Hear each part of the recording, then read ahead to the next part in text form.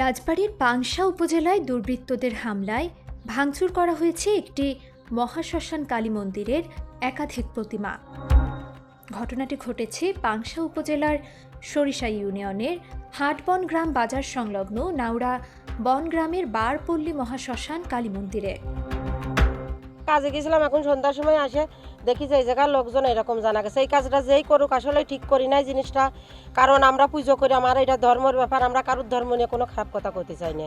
এটা যার যার আমরা বিশ্বাস করি, তার উপরে আমরা মা বাবাতে তার বেশি বুঝি, বুঝেছেন। 12টা পল্লীর শ্মশানের লোকজন এই জায়গায় আসে যায়, এই জায়গা প্রতি বছর অনুষ্ঠান হয়, এই জায়গায় আমি কাজ করি, তারপরেও আমার কাছে চাবি থাকে। আমার এটাই কষ্ট লাগছে, খুব কষ্ট লাগতেছে এই কথাটা শুনে।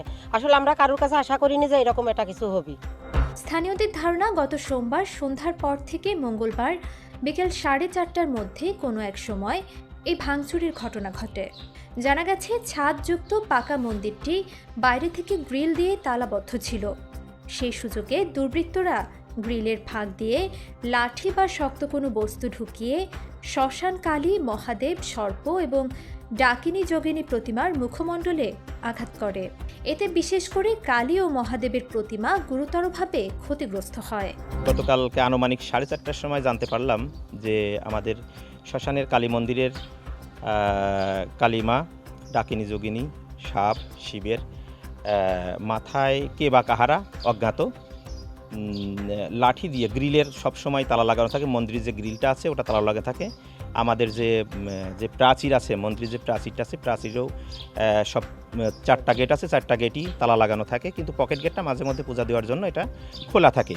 তো আমাদের মন্দিরের যে এটা পাকা ছাদওয়ালা মন্দির এবং স্টিলের লোহার গেট গ্রিল করা, এটা সবসময় বন্ধ থাকে।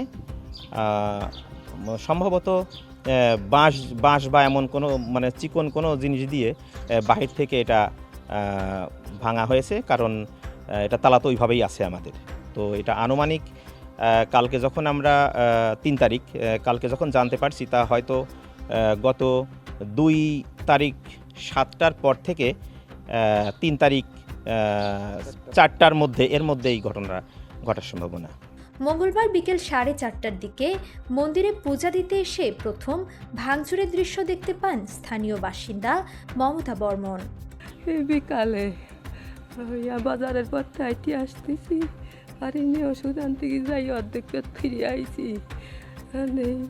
আমার মাও ভাঙা, আমার বাবাও ভাঙা, তা দেখি আমার সব ভাঙা। ওই করছি, ও মা তুমি কিছু করতে পারো নেই, মা তুমি কিছু দেখাতে পারো নেই, তোমার আম্মা কইয়ে থুয়ে গেছে, তুমি দেখাতে পারো নেই কিছু, কইয়ে টুয়ে চলে আইছি। আসিয়ে আমারও এক বাইক নিয়ে বিটার বউ যাচ্ছে ঘাস কাটিয়ে করছি কি, এ বউ মা জানিস চলে ওই আমার মাও ভাঙা, আমার বাবাও ভাঙা, সবই ভাঙা। ও যে আমি এসে শুয়েছি, ও যে আবার চলে ওই ঠাউরির কাছে কয়েছে, বলি তাই মোবাইল টোবাইল করিয়ে তো এসে আমার মা দেখতেছে সবাই। এই বাবা, খবর ছড়িয়ে পড়লে ভক্তবৃন্দ মন্দিরে জড়ো হন। ঘটনার খবর পেয়ে রাজবাড়ী জেলার পুলিশ সুপার মোহাম্মদ মঞ্জুর মোর্শেদ, সহকারী পুলিশ সুপার দেবব্রত সরকার এবং পাংশা মডেল থানার ভারপ্রাপ্ত কর্মকর্তা ঘটনাস্থল পরিদর্শন করেন। তবে এখন পর্যন্ত কাউকে শনাক্ত বা আটক করা সম্ভব হয়নি। পাংশা পূজা উদযাপন কমিটির সাধারণ সম্পাদক বিধান কুমার বিশ্বাস জানান, শ্মশান এলাকায় হওয়ায় মন্দিরটিতে কোনো পাহারা বা সিসি ক্যামেরা ছিল না। এই সুযোগেই দুর্বৃত্তরা হামলা চালিয়েছে। তিনি বলেন, একটি স্বার্থান্বেষী মহল সাম্প্রদায়িক সম্প্রীতি নষ্ট করার উদ্দেশ্যেই এ কাজ করেছে। পাংশা উপজেলা নির্বাহী কর্মকর্তা মোহাম্মদ রিফাতুল হক বলেন, ভাঙা প্রতিমাগুলো বিসর্জন দিয়ে নতুন প্রতিমা নির্মাণ করা হবে এবং কোনো বিশৃঙ্খলা সৃষ্টির চেষ্টা করলে কঠোর ব্যবস্থা নেওয়া হবে। এ ঘটনায় একটি সাধারণ ডায়েরি করা হয়েছে বলে জানিয়েছে মহাশ্মশান কালী মন্দিরের কমিটি। এখন এই ঘটনা উপরে প্রশাসনকে, পুলিশ প্রশাসনকে জানানো হয়েছে, ওখানে একটা সাধারণ ডায়েরি করা হয়েছে। তো এখন আমাদের পদক্ষেপ এটাই যা আছে, সেটা তো প্রশাসনের লোকেই করবে। পুলিশ সুপার জানান, ঘটনাটি অত্যন্ত গুরুত্বের সঙ্গে তদন্ত করা হচ্ছে এবং দ্রুত জড়িতদের আইনের আওতায় আনার আশ্বাস দেন। লিখিত ঘটনা ঘটেছে, যেটা আমরা খুব সিরিয়াসলি নিয়েছি এবং এখানকার যারা এই পূজার্থী আছেন, যারা এই এলাকার অধিবাসী আছেন, সবার সাথে আমরা সার্বক্ষণিক যোগাযোগ রেখেছি। আপনারা দেখতে পাচ্ছেন আমরা সর্বোচ্চ গুরুত্ব দিয়ে এটা ভিজিট করেছি, একটা জিডিও হয়েছে, আমরা এটা তদন্ত করে দেখছি। আমরা আশা করছি যে যারা এটার সাথে জড়িত তাদেরকে আমরা আইনের আওতায় নিয়ে আসতে পারবো। আসলে তো এখন সবাই নির্বাচনমুখী, সবাই নির্বাচনী প্রচার প্রচারণা থেকে শুরু করে নির্বাচনের নিরাপত্তা ব্যবস্থা এগুলো নিয়ে চিন্তিত। এখন এর মধ্যে হয়তো খারাপ কেউ এই কাজটা করে থাকতে পারে, তারপরেও বিষয়টা হচ্ছে যেহেতু তদন্তাধীন বিষয়, আগ বাড়িয়ে তো আসলে কোনো কমেন্ট করা যাবে না, তদন্তের পরেই আসলে একটা কনক্লুসিভ স্টেটমেন্ট দেওয়া যাবে। এ ঘটনার ফলে স্থানীয় সনাতন ধর্মাবলম্বীদের ধর্মীয় অনুভূতিতে আঘাত লেগেছে এবং এলাকায় উদ্বেগ ও উৎকণ্ঠা বিরাজ করছে। খুব খারাপ লাগতেছে। আমার এটা হিন্দু প্রতিষ্ঠান, মা ভাঙাতে আমার খুব খারাপ লাগতেছে, কারণ আমার পাড়ায় মা একটা অনুষ্ঠান করি আমরা, সেই মা ভেঙে গেছে। আমরা এই যে বৈশাখ মাসে মা রানে যাই, দুধ দেই ই দেই, আর সেই মাটা ভেঙে ফেলে, তাও মুখ দেখার জন্য নাই।